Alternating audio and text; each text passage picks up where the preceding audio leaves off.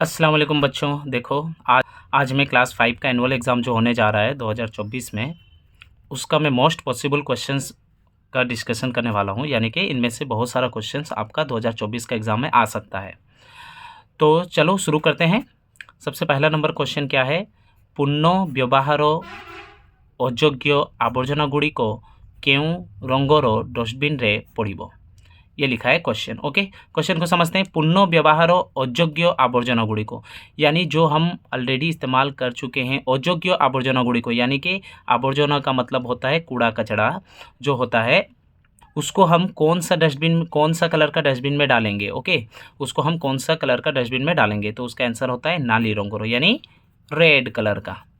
Okay, red colour का जो dustbin होता है उस पर हम पूर्ण व्यवहार अयोग्य आवर्जना गुड़िको उस पर हम डाल देंगे। ओके, नेक्स्ट क्वेश्चन क्या है?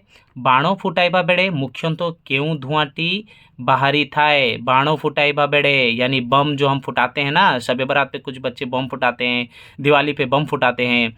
जब हम बम फुटाते हैं तो उससे जो धुआं निकलता है, उस धुआं का नाम क्या होता है? 1 मार्क का आ सकता है ये क्वेश्चन। ओके, तो उस धुआं का नाम क्या होता है? Sulphur dioxide.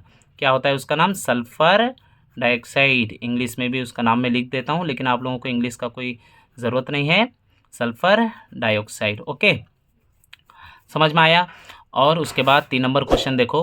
रेडियो के उद्भावनों कोरिथिले? रेडियो किसने बनाया था? उद्भावनों यानी किसने उसको इन्वेंटेड किया था, यानी किसने उसको आविष्कार किया था रेडियो को। ये भी 1 मार्क का आ सकता है। आंसर होता है जो साइंटिस्ट ने रेडियो को उद्भावन किया था उसका नाम होता है मार्कोनी। उसका नाम क्या होता है?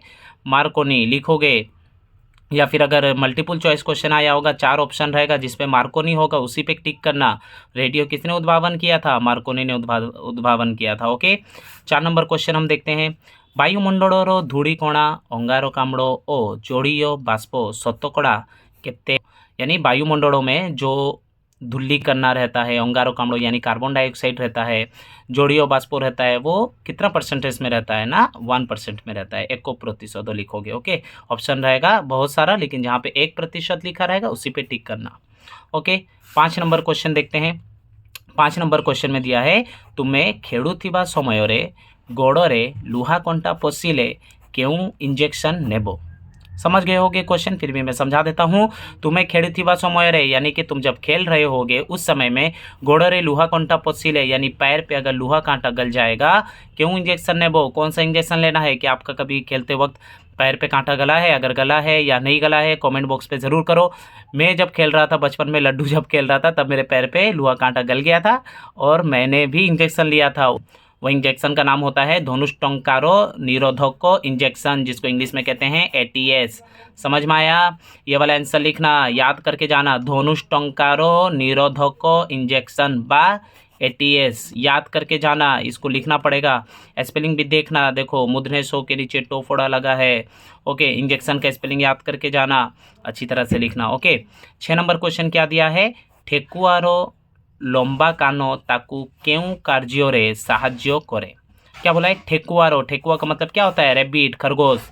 खरगोश का जो लंबा कान होता है उसको कौन सा काम में मदद करता है? केउं कार्य साहाଯ୍य करे, कौन सा काम में उसको मदद करता है? देखते हैं क्या है इसका आंसर। बहुत दूररू आसुथिबा शब्द को शुणिबारे ओ शत्रु कबड़रू रक्षा करिबारे साहाଯ୍य करे। बोल रहा है बहुत दूर आसुथिबा शब्दों को, यानी बहुत दूर से जो आवाज़ आता है उसको सुनने में उसका जो बड़ा कान होता है, लंबा कान जो रहता है, वो खरगोश को मदद करता है। बहुत दूर से आवाज़ जब आता है वो सुन लेता है, तो वो क्या करता है? शत्रु को बड़ोरू यानी अपना दुश्मन का चाल से रक्षा करिबारे यानी बचने के लिए साहाଯ୍य करता है। शत्रु को बड़ोरू रक्षा करिबारे साहाଯ୍य करे। पूरा अच्छी तरह से याद करके जाना, इसको लिखना एग्जाम पे। ओके, नेक्स्ट क्वेश्चन क्या है? 7 नंबर क्वेश्चन देखते हैं। 7 नंबर क्वेश्चन ये है, तुमको ज्वर होइथिबा बेड़े तुम शरीरर तापमात्रा को किपरि जानिबो? बोल रहा है तुमको ज्वर होइथिबा बेड़े यानी तुमको जब बुखार हुआ होगा तब तुम शरीरर तापमात्रा को, तुम्हारा शरीर का जो टेम्परेचर होता है, तापमात्रा जो होता है, उसको कैसे जानोगे ना? उसका आंसर होता है थर्मामीटर साहाଯ୍य रे। जब हम लोग को बुखार होता है तो हम थर्मामीटर के माध्यम से हम क्या जानते हैं कि हमारा बॉडी में कितना टेम्परेचर है। तो बढ़िया से लिखना थर्मोमीटर, स्पेलिंग देख लो, थर्मोमीटर। स्पेलिंग देख लो, थर्मोमीटर साहाज्य रे। देखो स्पेलिंग देखो, थर्मोमीटर, मुँह में ओकार लगाना, उसके ऊपर रोकार देना, मुँह में हुर्सीकार लगाना, ट र लिख के पूरा बढ़िया तरीके से लिख के आना। Okay, full to full mark लाने का कोशिश करना। चलो नेक्स्ट क्वेश्चन देखते हैं क्या है। नेक्स्ट क्वेश्चन होता है 8 नंबर। तुमे बरफ थिबा एको ग्लास को किछि समय बाहरे रखिले ग्लास चारिपटे जोड़ बिंदु देखा जाए कहीं।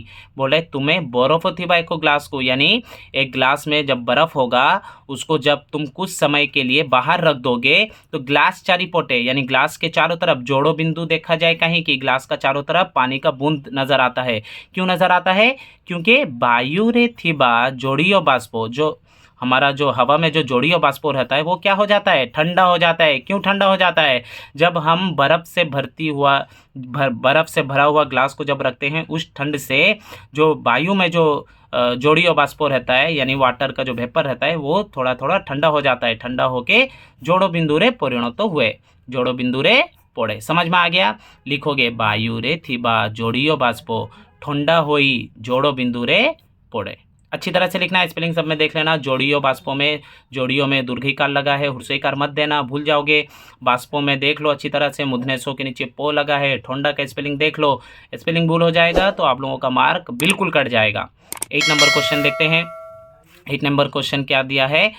गोटिए गछरु आउ 9 नंबर क्वेश्चन देखते हैं। 9 नंबर क्वेश्चन में क्या दिया है? गोटिए गछरु आउ गोटिए गछकू ढेइबा समय रे मांकड़ पड़ी जाए नहीं कहीं। बढ़िया क्वेश्चन है, 2 मार्क का आ सकता है ये क्वेश्चन। देखो क्या दिया है? गोटिए गछरु आउ गोटिए गछकू, यानी एक गछ से दूसरे गछ को ढेइबा समय रे यानी जंप लगाते वक्त मांकड़ पड़ी जाए नहीं कहीं। बंदर गिर क्यों नहीं जाता है? जब वो एक गछ से दूसरे गछ को जब छलांग लगाता है तो बंदर क्यों नहीं गिरता? उसका वजह यह है कि मांकड़र पछ गोड़ दुईटी अधिक लंबा, मांकड़र पछ गोड़ दुईटी यानी बंदर का पीछे का जो पैर है, दोनों पैर वो बहुत ही ज़्यादा लंबा है। अधिक लंबा होइथिबारु, बहुत ज़्यादा लंबा होने की वजह से डाड़ोरु डाड़ोकू सुविधारे डेई थाए, सुविधारे डेई पारे, यानी कि वो एक डाल से दूसरे डाल को आसानी से छलांग लगा सकता है। से चारोटी गोड़ों को हाथों भोड़ी व्यवहार करे। क्या होता है ना, उसका जो चारों पैर है, चारोटी गोड़ो, उसका जो चारों पैर है वो चारों पैर को वो हाथों भोड़ी व्यवहार करे यानी हाथ की तरह उसे इस्तेमाल करता है। एवं यह डाड़ो धरिबारे साहाଯ୍य करे, और उसका जो पैर सब जो रहता है डाल को थामने के लिए साहाଯ୍य करता है यानी उसका मदद करता है, क्योंकि उसका चारों पैर हाथ की तरह काम करता है। अब समझ में आया कि बंदर जब एक गज से दूसरे गज को छलांग लगाता है तो क्यों नहीं गिरता? समझ गए होगे। चलो 10 नंबर का क्वेश्चन देखते हैं और आंसर देखते हैं। जब अगर आप चैनल सब्सक्राइब नहीं किए हैं तो चैनल को सब्सक्राइब कर दीजिए, और भी इसी तरह क्वेश्चन आंसर मैं लेकर आता रहूँगा, आपको आपकी पढ़ाई पे मैं बिल्कुल हेल्प करूँगा। ओके, 10 नंबर क्वेश्चन देखो। आजिकाली जंगलरू हाथी निकटवर्ती ग्राम सहर को पशि आसुछंती कहीं। देखो 10 नंबर क्वेश्चन क्या है? आजिकाली जंगलरू हाथी निकटवर्ती ग्राम सहर को पशि आसुछंती कहीं, यानी कि बोल रहा है आजकल जो जंगल में जो हाथी सब रहते हैं वो जंगल के सामने जो ग्राम शहर सब जो रहता है उसके अंदर क्यों आ जाते हैं? उसका आंसर पढ़ते हैं और उसका आंसर को मैं अच्छी तरह से समझाऊंगा। अच्छी तरह से देखना, सुनना, लिखना और स्पेलिंग भी अच्छी तरह से प्रैक्टिस करना, फिर जाके एग्जाम में लिखना। ओके, चलो आंसर की तरफ चलते हैं। जंगल क्षय हेबार, जंगल क्षय हेबारे लागिछि, जंगल क्षय हेबारे लागिछि यानी जंगल खत्म होने लगा भी, नष्ट होने लगा भी, बर्बाद होने लगा भी। ओके, हाथी पाई आवश्यक खाद्य और बासस्थानर अभाव होउछि, जंगल क्षय होने की वजह से क्या होता है ना, हाथी पाई आवश्यक खाद्य यानी हाथी के लिए जो ज़रूरत का जो खाना रहता है, और बासस्थानर अभाव होउछि, बासस्थानों का मतलब रहने के लिए अभाव हो रहा है यानी उन लोग का ज़रूरत पूरा नहीं हो रहा है। तेणु खाद्य संदानो रे, देखो संदानो लिखा गया है, मैं 2 बार लिख दिया हूँ संदानो। ओके, संदानो का मतलब होता है सर्च करना यानी खोजना। खाद्य, तेणु खाद्य संधान रे यानी खाना खोजने के लिए, in the search of food, खाना खोजने के लिए सेमाने कौन सब, हाथी सब ग्रामों बा शहरों रे पशि आसुछंती, ग्राम या फिर शहर के अंदर वो लोग आ जाते हैं। तो आंसर बढ़िया से लिखना, जंगल क्षय हेबारे लागिछि, हाथी पाई आवश्यक खाद्य ओ ବାସସ୍ଥାନର ଅଭାବ ହେଉଛି, ତେଣୁ ଖାଦ୍ୟ ସନ୍ଧାନରେ ସେମାନେ ଗ୍ରାମ ବା ସହରରେ ପଶି ଆସୁଛନ୍ତି। अच्छी तरह से इसको प्रैक्टिस करो और एग्जाम पे अच्छी तरह से लिखना। बहुत ही आसान है, बहुत आसान है, बस तुम्हें प्रैक्टिस करना चाहिए और टाइम देना चाहिए पढ़ाई पे, तब जाके तुम बहुत अच्छी तरह से लिख दोगे। ओके, नेक्स्ट क्वेश्चन देखते हैं। नेक्स्ट क्वेश्चन क्या बोला है, पड़ियारे खेलुथिबा समयरे तुमको बिरुड़ीटीए कामुड़ी देला, तुम्हें सांगे सांगे केउं प्राथमिक चिकित्सा करिबो। 2 मार्क का ये क्वेश्चन आएगा। कौन सा इलाज करोगे ना, क्षत स्थान को बारंबार चूनो पानी रे धोइबा, जहाँ पे क्षत हुआ होगा, यानी जहाँ पे हमारा चोट लगा होगा, वहाँ पे क्या करना, बारंबार चूनो पानी रे धोइबा, यानी बार बार उसको चूना पानी से धोना पड़ेगा।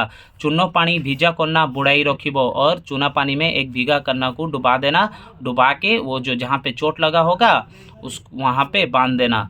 ओके, चलो 12 नंबर क्वेश्चन देखते हैं। नंबर क्वेश्चन में क्या बोला है, जंगल क्षय हेले मूर्तिका क्षय हेबो काहे की, पूछा है अगर जंगल बर्बाद हो जाएगा तो मट्टी भी बर्बाद हो जाएगा, क्यों, इसका कारण बोला है ना। जंगल क्षय हेले यानी जंगल अगर बर्बाद होता है या नष्ट होता है, गच्छ संख्या कमिबो, गच का संख्या ऑब्वियसली कम जाएगा, एवं माटी को जाबुड़ी धरिबा पाई गच्छर चेर नथिबो। बोल रहा है माटी को जाबुड़ी धरिबा पाई, यानी मट्टी को पूरा स्ट्रोंगली उसको थामने के लिए, मजबूती से उसको जो थाम के जो रखता है, कौन थाम के रखता है, गच ही तो थाम के रखता है ना, गच का चेर मट्टी को थाम के रखता है। तो गच्छर चेरो न थी, वो गच का चेर ही नहीं रहेगा। अगर हम जंगल को काट देते हैं तो गच को काटते हैं, गच को अगर काट देते हैं तो गच का चेर नहीं होगा, अगर चेर नहीं होगा तो मट्टी को थाम के रखेगा कौन, फड़ोरे माटी धोई होई जीवो, बाद में क्या होगा, माटी सब धो के निकल जाएगा। तो इसका आंसर बहुत ही अच्छी तरीके से लिखना है एग्जाम पे। किस तरह लिखना ना, जंगल क्षय हेले गच्छ संख्या कमिबो, ओके, एवं माटी को जाबुड़ी धरिबा पाई गच्छर चेर नथिबो, फड़ोरे माटी धोई होई जीवो। समझ में आया? उम्मीद है आप लोगों को समझ में आ गया होगा, और इसको अच्छी तरह से प्रैक्टिस करना, प्रैक्टिस करके एग्जाम में लिखना। ओके, नेक्स्ट क्वेश्चन देखते हैं। नेक्स्ट क्वेश्चन क्या है, 30 नंबर देखो, बहुत ही अच्छा क्वेश्चन है। सूर्य और सौरशक्ति एक विकल्प उत्स कारण दर्शाओ। बोला है सूर्य और सौरशक्ति यानी सोलर सिस्टम जो है वो बहुत ही अच्छा एक माध्यम है एनर्जी का, उसका कारण दर्शाने के लिए बोल रहा है। सौरशक्ति एक असरंती शक्ति, बोला है सौरशक्ति जो है एक असरंती शक्ति यानी कभी खत्म नहीं होने वाला एनर्जी है। सबसे बड़ा एनर्जी कौन सा एनर्जी है ना, सोलर एनर्जी, जिसको हम सौरशक्ति बोलते हैं ओडिया पे। सौरशक्ति एक ऐसा शक्ति है जो कभी खत्म नहीं होगा। शक्तिर आवश्यकता मेंटाइबा पाई सौरशक्ति उपरे अधिक निर्भर करा जाउछि। इसका मतलब मैं समझा देता हूँ। शक्तिर आवश्यकता मेंटाइबा पाई यानी एनर्जी का ज़रूरत को पूरा करने के लिए सौरशक्ति उपरे यानी सोलर सिस्टम के ऊपर में अधिक निर्भर करा जाउछि, यानी बहुत ही ज़्यादा डिपेंड होना पड़ता है हमें। सौरशक्ति के ऊपर हम बहुत ही ज़्यादा डिपेंड होते हैं, निर्भर होते हैं। क्यों? क्योंकि ज़रूरत के मुताबिक जो एनर्जी रहता है उसको इस्तेमाल करने के लिए हमें सोलर एनर्जी के ऊपर निर्भर होना पड़ता है। सौरशक्ति को व्यवहार करी सौर चूल्हा, सौर बैटरी आदि साहाय्य विद्युत शक्ति उत्पादन करा जाउछि। बोल रहा है कि सौर शक्ति को व्यवहार करी यानी सोलर एनर्जी को इस्तेमाल करके, सूरज का शक्ति को इस्तेमाल करके क्या करते हैं ना, सौर चूल्हा यानी सौर चूल्हा बनाते हैं और सौर बैटरी बनाते हैं यानी कि सोलर बैटरी बनाते हैं। इससे सौर चूल्हा और सौर बैटरी बना के हम क्या करते हैं, उससे आसानी से हम विद्युत शक्ति उत्पादन कर सकते हैं। सौर चूल्हा और सौर बैटरी से हम आसानी से विद्युत शक्ति को क्या कर सकते हैं, उत्पादन कर सकते हैं। समझ में आया? तो इसका आंसर किस तरह लिखना, सौर शक्ति एक असरंती शक्ति, शक्तिर आवश्यकता मेंटाइबा पाई सौर शक्ति उपरे अधिक निर्भर करा जाउछि। सौर शक्ति को व्यवहार करी सौर चूल्हा और सौर बैटरी आदि साहाय्य विद्युत शक्ति उत्पादन करा जाउछि। समझ में आया? अगर मेरी वीडियो से आप लोगों का पढ़ाई में हेल्प हो रहा है तो मेरी चैनल को ज़रूर सब्सक्राइब करें और अपने दोस्तों तक भरपूर शेयर करें। ओके, लास्ट नंबर क्वेश्चन है 40 नंबर क्वेश्चन। देखते हैं क्या क्वेश्चन दिया है। 40 नंबर क्या है, तुम अंचल हेउथिबा वायु प्रदूषण को रोकिबा पाई की पदक्षेप नहीं पारिबो। बोले तुम अंचल यानी तुम्हारे इलाके पे, हेउथिबा वायु प्रदूषण यानी तुम्हारे इलाके पे जो एयर पोल्यूशन होता है, जो हवा जो गंदा हो जाता है, उसको रोकने के लिए क्या क्या स्टेप लोगे। सबसे पहला स्टेप, ओडिया आवर्जना जोड़ाइबा नहीं। ओडिया आवर्जना का मतलब होता है कूड़ा कचरा, जोड़ाइबा नहीं, कूड़ा कचरा को हमें नहीं जलाना चाहिए, सबसे पहला स्टेप। दूसरा स्टेप क्या होता है, पेट्रोल गाड़ी बदलो रे, विद्युतिक गाड़ी चलाइबा उचित। पेट्रोल गाड़ी का बदली में हमें कौन सा गाड़ी चलाना चाहिए, विद्युतिक गाड़ी चलाइबा उचित। विद्युतिक गाड़ी यानी इलेक्ट्रिक गाड़ी, जो मैं चलाता हूँ ना, ओला S1 प्रो चलाता हूँ ना, वो होता है विद्युतिक गाड़ी, उससे एनवायरनमेंट पोल्यूशन नहीं होता है।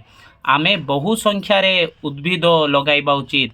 हम लोग को चाहिए कि बहुत ही ज़्यादा परिमाण में, बहुत ही ज़्यादा संख्या में गछ लगाएंगे, तब जाके हम अपने इलाके का वायु प्रदूषण को रोक सकते हैं। Thank you so much. आप ये सबको पेन कॉपी निकालो और कॉपी में इसे लिखो, इसको फिर पढ़ो, प्रैक्टिस करो, बिना देख के लिखो, फिर एग्ज़ाम में जाके बैठो। इंशाल्लाह आप लोगों का एग्ज़ाम बहुत अच्छा जाएगा।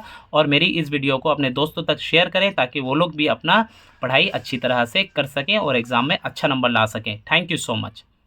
जो बच्चे नीट की तैयारी कर रहे हैं ना, मैं लिटरली बता रहा हूँ, it takes courage to take that thing.